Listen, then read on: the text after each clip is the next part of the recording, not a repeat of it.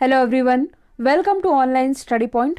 आज है 22 जून और आज की इस वीडियो में हम 22 जून से रिलेटेड करंट अफेयर के सभी इंपॉर्टेंट क्वेश्चन को कवर करेंगे।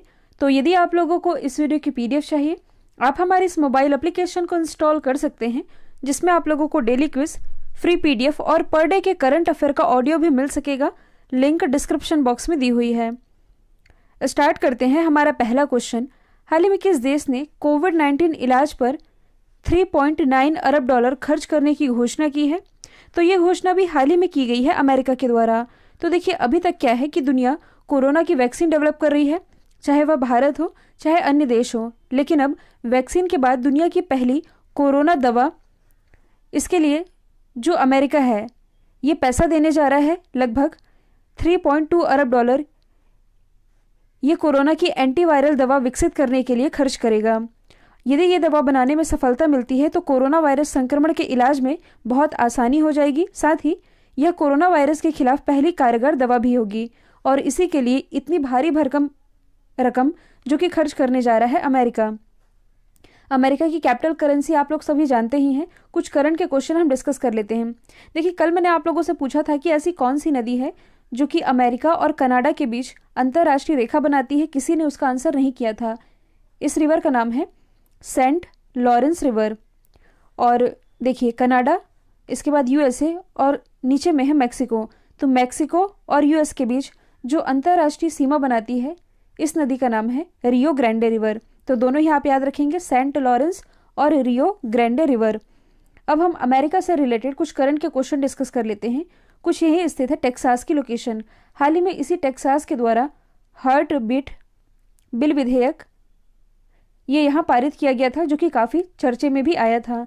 दूसरा, आप ये याद रखेंगे कि अमेरिका के इसी हिस्से में एक तेल पाइपलाइन है जिसका नाम है कोलोनियल तेल पाइपलाइन।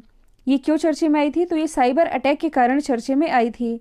तीसरा, आप ये याद रख सकते हैं कि हाल ही में जो अमेरिका है ये ओपन स्काई ट्रीटी से अलग हो चुका है। इसके बाद रशिया भी हालांकि इससे एग्जिट हो चुका था।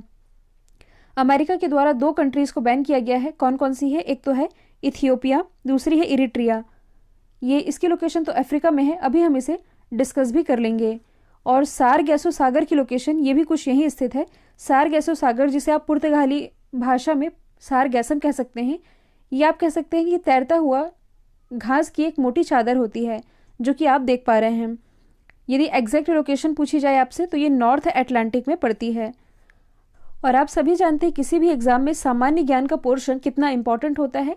ये ऐसा पोर्शन है जो कि आप लोगों का स्ट्रांग तो होना ही चाहिए। अब सामान्य ज्ञान में आप कितना कुछ पढ़ेंगे, इसलिए आप लोगों की इसी समस्या को देखते हुए आप लोगों के लिए एक मास्टर पीडीएफ लॉन्च की गई है, जिसमें कि लगभग सेलेक्टेड 8000 क्वेश्चन का संग्रह किया गया है, जो कि आपके किसी भी एग्जाम के पॉइंट ऑफ व्यू से इंपॉर्टेंट है।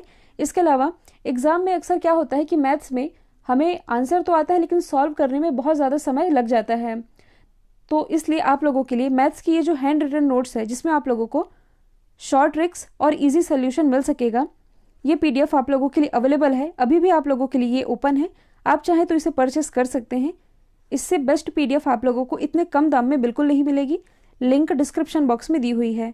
साथ ही इंडेक्स और रैंकिंग से रिलेटेड ये जो इंपॉर्टेंट वीडियो है, इसे भी आप जाकर के देख सकते हैं। इसके भी लिंक डिस्क्रिप्शन बॉक्स में है। हाल ही में डब्ल्यूएचओ ने आधिकारिक तौर पर किस देश में दूसरा इबोला प्रकोप के अंत की घोषणा की है? ये घोषणा भी हाल ही में की गई है गिनी में। गिनी जो कि अफ्रीका महाद्वीप का एक देश है, इसकी लोकेशन आप देख सकते हैं। ये है इबोला वायरस, जो कि काफ़ी खतरनाक माना जाता है। देखिए, भारत में कौन सा वायरस चर्चे में है? Corona virus. लास्ट ईयर ही, मतलब कि 2020 में इसके पहले प्रकोप का सामना हमने किया था और अभी कुछ समय पहले ही इसके दूसरे प्रकोप से भी हमें गुजरना पड़ा, जो कि पहले प्रकोप से भी ज़्यादा खतरनाक था। और माना यह जा रहा है कि यदि सावधानी नहीं बरती गई तो जल्द ही इसकी तीसरी लहर आ सकती है और इसके तीसरे प्रकोप का भी सामना करना पड़ सकता है। तो देखिए, अक्सर आप लोगों ने अपने नाना नानी या दादा दादी से सुना ही होगा कि आज से 50-60 साल पहले कोई महामारी आई थी, जिसमें कि गांव के गांव खाली हो गए थे। कहने का मतलब है कि उस समय उतनी स्वास्थ्य सुविधाएं नहीं हो पाती थी कि किसी इंसान को बचाया जा सके। अभी तो कुछ हद तक जो हेल्थ फैसिलिटी है ये लोगों को मिलने लगी है। उस समय तक यदि देखा जाए, आज से 50-60 साल पहले तक इतनी भी व्यवस्थाएं नहीं होती थी। तो यहाँ जिस वायरस की हम बात कर रहे हैं, इबोला वायरस की, ये 1985 से 86 में अफ्रीका महाद्वीप के देशों में देखा गया था। यदि आप लोगों को याद होगा तो कुछ समय पहले ही जो कांगो गणराज्य है, जो कि अफ्रीका महाद्वीप का एक देश है, इसने लास्ट मंथ ही स्वयं को इबोला के 13वें प्रकोप से स्वयं को मुक्त घोषित कर लिया है। ये जानकारी मैंने आप लोगों को बताई भी थी। वैसे ही WHO के द्वारा लास्ट ईयर ही मालदीव और श्रीलंका, इन दोनों को ही खसरा और चेचक मुक्त घोषित किया गया है। WHO से रिलेटेड सारे फैक्ट ये तो आप जानते ही हैं। अब हम अफ्रीका महाद्वीप के बारे में डिस्कस कर लेते हैं। एकमात्र ऐसा महाद्वीप है जिससे कि कर्क रेखा, मकर रेखा और विषुवत रेखा, ये तीनों ही गुजरती है। जनसंख्या और क्षेत्रफल की दृष्टि से ये विश्व का दूसरा सबसे बड़ा महाद्वीप है। मैंने आप लोगों को बोत्सवाना की लोकेशन बताई थी कि हाल ही में इसी बोत्सवाना में दुनिया का तीसरा सबसे बड़ा हीरा पाया गया है। साउथ अफ्रीका से जो चीते हैं, ये लाए जा रहे हैं मध्य प्रदेश के श्योपुर जिले में कुनो नेशनल पार्क में। और हॉर्न ऑफ अफ्रीका के बारे में हम अगले क्वेश्चन में डिस्कस कर ही लेंगे। ये जो आप देख रहे हैं, यह लेक विक्टोरिया, जहां से दुनिया की सबसे लंबी नदी नील नदी का उद्गम होता है और ये अंत में जाकर के मेडिटेरियन सी में आकर के मिल जाती है। भारतीय सेना और यूरोपीय संघ नौसेना बल के बीच किस खाड़ी में संयुक्त अभ्यास का आयोजन किया गया है? तो इसका आयोजन अभी हाल ही में किया गया है अदान की खाड़ी में। अदान की खाड़ी कहाँ है? तो मैंने अभी बताया था, हॉर्न ऑफ अफ्रीका की लोकेशन, जिसमें कुल 4 कंट्रीज आती हैं, सोमालिया, इथियोपिया, इरिट्रिया और जिबूती। देखिए, ये वही इथियोपिया है और इरिट्रिया है जिसे हाल ही में US के द्वारा बैन किया गया है। पूरी स्टोरी आप लोगों को मालूम ही है। ये जो लोकेशन है, ये है गल्फ ऑफ आदेन की, जहां इस एक्सरसाइज का आयोजन हुआ है इंडियन नेवी के बीच और यूरोपीय नौसेना के बीच। और ये अपना पहला अभ्यास कर रहे हैं आदेन की खाड़ी में, क्योंकि ये वाला जो एरिया है, माना जाता है, ये जो आप सोमालिया वाला एरिया देखते हैं, ऐसा माना जाता है कि ऐसे कोई भी जहाज जो कि गल्फ ऑफ आदेन, इसके बाद रेड सी से होते हुए आगे आप लोगों ने मेडिटेरियन सी की लोकेशन देखी ही है, जब ये यहाँ जाते हैं या तो यहाँ से आते हैं, तो उन जहाज़ों में जो सामान होता है इन्हें लूट लिया जाता है। और लुटेरे कहलाते कौन हैं? ये सोमालिया के लोग ही इन सामानों को लूटते हैं। तो इसी सुरक्षा को ध्यान में रखते हुए इस तरह की एक्सरसाइज का आयोजन किया जा रहा है कि इन समस्याओं से कैसे निपटा जा सकता है। कहाँ किया जा रहा है? गल्फ ऑफ आदेन में। भारत के किस मंत्रालय और UNDP यानी कि यूनाइटेड नेशन डेवलपमेंट प्रोग्राम के द्वारा डेवलप किया गया आदि प्रशिक्षण पोर्टल ये लॉन्च किया गया है? तो ये भी हाल ही में लॉन्च किया गया है जनजातीय मामलों के मंत्रालय के द्वारा। और प्रेजेंट टाइम में हमारे जनजातीय मामलों के मंत्री ये हैं कौन? तो ये हैं अर्जुन मुंडा। इनकी कॉन्स्टिट्यूंसी है खुंटी, झारखंड। और ये जो पोर्टल है जिसका नाम है आदि पोर्टल, इसका पर्पस ये है, मेन पर्पस ये है कि देश भर में आदिवासियों के लिए जो प्रशिक्षण कार्यक्रम का आयोजन किया जाता है, इससे रिलेटेड सभी जानकारी इस पोर्टल में प्रोवाइड कराई जा सके। तो आदिवासी जो समुदाय होते हैं उनके लिए बेसिकली इस तरह का पोर्टल है, ताकि सभी सुविधाएं या सभी जानकारियाँ एक ही पोर्टल में मिल सके। साथ ही यदि आप लोगों को याद होगा तो ऐसे ही जनजातीय समुदायों के लिए जो कि जंगलों में निवास करते हैं, उन्हें हेल्थ के प्रति, मतलब कि हेल्थ के प्रति इनमें अवेयरनेस फैलाने के लिए सरकार की एक और पहल थी जो कि चर्चे में रही थी, अनामय पहल। तो ये भी आप चाहें तो याद रख सकते हैं। देखिए, अर्जुन मुंडा जी से रिलेटेड एक और फैक्ट आप याद रखेंगे, हाल ही में इन्हें आर्चरी एसोसिएशन ऑफ इंडिया, इसके भी अध्यक्ष के रूप में अपॉइंट किया गया है। अगला है, हाल ही में किसने आम चुनाव 2019 एक एटलस जारी किया है? तो ये भी हाल ही में हमारे इलेक्शन कमीशन यानी कि चुनाव आयोग के द्वारा जारी किया गया है। इस एटलस में होगा क्या? तो चुनाव आयोग के द्वारा ये जो एटलस जारी किया गया है, इसमें देश की जितनी भी लोकसभा सीटें हैं इनके बारे में, मतलब कि इन लोकसभा क्षेत्रों के बारे में सही और उपयोगी जानकारी A to Z इसमें अवेलेबल होगी। और इसे ही जारी किया है चुनाव आयोग ने। यदि आपसे पूछा जाए कि जो चुनाव आयोग है ये कैसा निकाय है, तो ये एक संवैधानिक निकाय है। इसकी स्थापना कब हुई थी? 25 जनवरी 1950 में। और इसलिए हम 25 जनवरी को क्या मनाते हैं? नेशनल वोटर्स डे यानी कि राष्ट्रीय मतदाता दिवस के रूप में। इसके अध्यक्ष और सदस्यों का मतलब कि किस फॉर्मेट में होता है? तो देखिए, एक तो अध्यक्ष होते हैं और 2 सदस्य होते हैं। अध्यक्ष कौन है? सुशील चंद्रा। यदि आपसे पूछा जाए कि ये किस क्रम के अध्यक्ष है? 24वें क्रम के। 2 इसके सदस्य हैं, एक तो है राजीव कुमार और दूसरे सदस्य हाल ही में बनाए गए हैं अनूप चंद्र पांडे। तो इनका नाम भी आप याद रखेंगे। और 2019 के ये जो लोकसभा चुनाव हुए थे, इसमें एक एप्लीकेशन है जिसका नाम है सी विजिल ऐप। ये चुनाव आयोग के द्वारा ही लॉन्च किया गया था। ये एग्जाम में पूछा गया क्वेश्चन है। अगला क्वेश्चन है, हाल ही में संघाई सहयोग संगठन की बैठक में भारत को कौन रिप्रेजेंट करेंगे? तो भारत की तरफ से ये प्रतिनिधित्व करेंगे अजीत डोवाल। अजीत डोवाल ये है कौन? तो ये है भारत के NSA यानी कि national security adviser.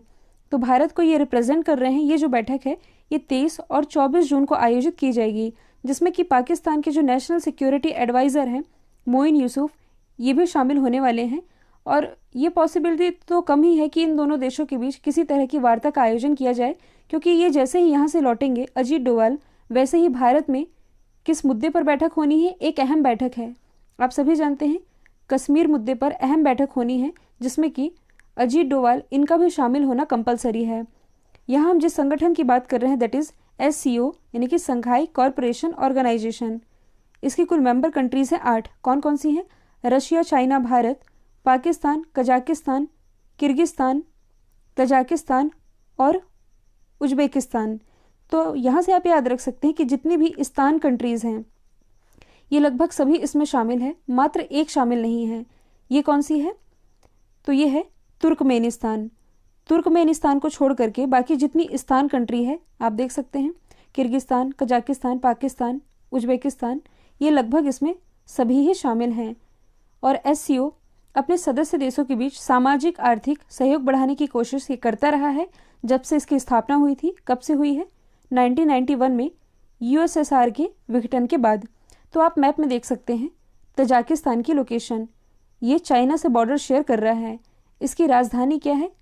Dushanbe. Currency ताजिकिस्तानी सोम। हाल ही में अंतर्राष्ट्रीय योग दिवस कब मनाया गया? तो ये हर साल 21 जून को मनाया जाता है।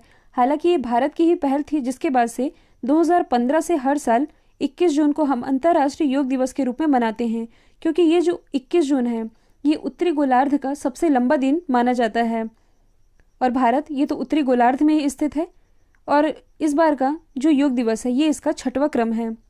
तो अपनी दिनचर्या में योग को शामिल करने के प्रति लोगों में अवेयरनेस फैलाने के लिए हर साल 21 जून को मनाया जाता है अंतर्राष्ट्रीय योग दिवस। तो सबसे इम्पॉर्टेंट है इसकी थीम, क्योंकि एग्जाम में थीम से ही रिलेटेड क्वेश्चन पूछे जाते हैं। इस बार के इंटरनेशनल योगा डे की थीम थी be with yoga, be at home. तो ये आप याद रखेंगे। अगला है, हाल ही में centre for science and environment यानी कि CSE द्वारा जारी ईज ऑफ लिविंग इंडेक्स 2020 में कौन सा शहर टॉप पर रहा है? तो CSE द्वारा जारी किए गए इस आंकड़े के अनुसार टॉप पर रहा है बेंगलोर। बेंगलोर जो कि कर्नाटक की राजधानी है और ये वृषभावती नदी के किनारे बसी हुई है। CSA ने इसे सबसे ज़्यादा योग्य शहर के रूप में नामित किया है पूरे भारत में। और बेंगलोर के बाद चेन्नई, शिमला, भुवनेश्वर और मुंबई का स्थान आता है। और इसके क्या पैरामीटर है, मतलब कि किस बेस पे ये मापा जाता है कि कौन सा शहर या कौन सा राज्य सबसे रहने योग्य है? तो इसके कुल 4 पैरामीटर हैं। कौन कौन से हैं? जीवन की गुणवत्ता, आर्थिक क्षमता, स्थिरता और नागरिकों की धारणा। इन 4 पैरामीटर के हिसाब से ये रैंकिंग दी जाती है, जिसमें टॉप पर रहा है बेंगलोर। अच्छा, बेंगलोर में किसका हेडक्वार्टर स्थित है? भारत की जो स्पेस एजेंसी है इसरो, इसका हेडक्वार्टर स्थित है बेंगलोर में ही। साथ ही भारत की पहली गर्ल्स फुटबॉल एकेडमी ये भी बेंगलोर में ही स्थापित की गई है। प्रसिद्ध IT कंपनी इन्फोसिस, इसका भी हेडक्वार्टर बेंगलोर में है। और आप क्या रिलेट कर सकते हैं? तो भारत का पहला वर्टिकल फॉरेस्ट टावर जिसका नाम है माना फॉरेस्टा, इसकी स्थापना बेंगलोर में ही की गई है, जो कि एक तरह का अपार्टमेंट है, पूरी तरह से ग्रीनरी को ध्यान में रख करके बनाया गया है। चेन्नई से आप क्या रिलेट कर सकते हैं? देखिए, मैंने उन्हीं शहरों के नाम ऑप्शन में लिखे हैं जो कि किसी न किसी कारण चर्चे में रहे हैं। चेन्नई जो कि CCTV सर्विलांस के मामले में पूरी दुनिया में टॉप पर रहा है।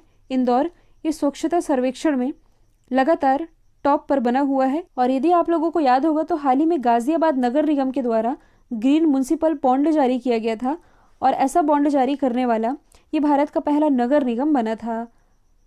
दुनिया का सबसे महंगा आम जिसका नाम है मियाजाकी आम, इसकी कीमत कितनी है? तो ये 2,70,000 रुपये किलो है। आप सोच सकते हैं कितना महंगा है। तो ये किस राज्य से रिलेटेड है? ये रिलेटेड है मध्य प्रदेश से। और ये आम कुछ इस तरह से है, कल जब मैं इसके बारे में पढ़ रही थी तो मैंने पढ़ा कि इसकी सेफ्टी के लिए चौकीदार भी लगाए गए हैं ताकि इन्हें कोई तोड़ ना पाए। और इसमें मतलब कि लोग इस आम को खरीदना चाह रहे हैं और एक आम के लिए 21,000 रुपये तक पर पीस पे करने के लिए तैयार हैं। लेकिन इसका जो मकान मालिक है ये इसे बेच नहीं रहा है, क्योंकि इस बगीचे में इसके केवल 7 ही आम हैं। और ये है कहाँ, तो जबलपुर का, मतलब कि मध्य प्रदेश में स्थित है जबलपुर, आप सभी जानते हैं। इसी के चरगवा में जापानी आम की खेती हो रही है। इस अनोखे आम की खेती हो रही है जबलपुर में, तो आप मध्य प्रदेश में देख सकते हैं जबलपुर की लोकेशन।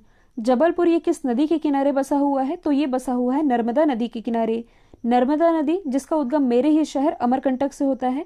यदि आप लोकेशन देखेंगे तो ये दिख रहा है आप लोगों को अनूपपुर जिला। अनूपपुर जिले में एक स्थान है अमरकंटक, जो कि मैकल की श्रेणियों के बीच स्थित है।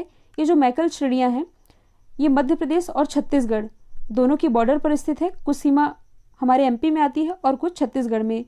तो इसी अमरकंटक से निकलती है नर्मदा नदी, जिसे मध्य प्रदेश और गुजरात की जीवन रेखा कहा जाता है। 1312 किलोमीटर इसकी कुल लंबाई है। ये अमरकंटक से निकलते हुए डिंडौरी, मंडला, फिर जबलपुर, इसकी लोकेशन आप देख पा रहे हैं। जबलपुर में स्थित है भेड़ाघाट धुआंधार जलप्रपात, नर्मदा नदी पर ही बना हुआ है और इसे भी आप करंट से रिलेट कर सकते हैं। हाल ही में यूनेस्को के द्वारा भारत के 6 स्थलों को अस्थायी लिस्ट में रखा गया है। इन 6 में से 2 मध्य प्रदेश के हैं। एक तो है सतपुड़ा टाइगर रिजर्व और दूसरा है जबलपुर का भेड़ाघाट और तिलवारा घाट, इसलिए इसे आप याद रखेंगे। आगे ये जो नर्मदा नदी है ये नरसिंहपुर, होशंगाबाद ये होते हुए कहाँ जाकर के मिल जाती है, गुजरात में प्रवेश करने के बाद। हालांकि इसकी कुछ सीमा महाराष्ट्र में लगती है। गुजरात में प्रवेश करने के बाद ये अंत में खंबात की खाड़ी में जाकर के गिर जाती है। अगला क्वेश्चन है फ्रेंच ग्रैंड प्रिक्स 2021 ये किसने जीता है, तो ये जीता है मैक्स वर्स्टप्पन ने। मैक्स वर्स्टप्पन ये किस कंट्री से बिलोंग करते हैं, तो ये बिलोंग करते हैं नीदरलैंड से और ये रेड बुल के ड्राइवर हैं। दूसरे स्थान पर लुइस हैमिल्टन रहे हैं, ब्रिटेन से बिलोंग करते हैं, मर्सिडीज के ड्राइवर हैं। जबकि तीसरे स्थान पर रहे हैं सर्जियो पेरेज, ये बिलोंग करते हैं मैक्सिको से और ये भी रेड बुल के ड्राइवर हैं। कल जो मैंने आप लोगों से सवाल पूछा था इसका राइट आंसर क्रिस्टियानो रोनाल्डो था। अब आप लोगों के लिए आज का सवाल है किस देश के द्वारा वैक्सीन पासपोर्ट ये जारी किया जाएगा। इसका जो भी आंसर है कमेंट बॉक्स में बताइएगा। वीडियो यदि पसंद आया है तो लाइक कीजिए, शेयर कीजिए और चैनल को सब्सक्राइब करना बिल्कुल मत भूलिएगा। आज के लिए इतना ही। Thank you so much.